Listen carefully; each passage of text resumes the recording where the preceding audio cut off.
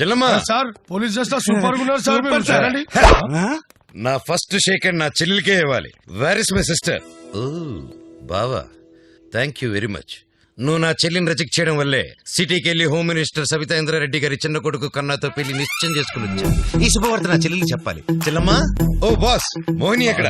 బాబు మోహినికి ఏమైంది? అన్యాయం చేసి వెళ్ళిపోయింది బావా. రేయ్, నా మోహినికి ఏమైందిరా? ఎక్కడ? నువ్వు ట్రాన్స్ఫర్ అయి వస్తున్నావని తెలిసి మొక్కు తెచ్చుకోవడానికి గుడికెళ్ళింది.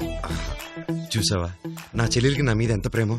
నేను వెంటనే గుడికెళ్ళి నా చెల్లెలి చేతుల మీదుగా ఈ క్యాప్ పెట్టించుకుంటాను. ఆగు మోహన్, ఆగు.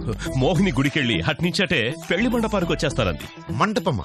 ఎందుకు? మీ బావకి హనీకి పెండ్లి. మా బావకి హనీకి పెళ్ళా? ఈ దారుణం ఎప్పుడు జరిగింది? నేను ఎక్స్ప్లెయిన్ చేస్తానులే.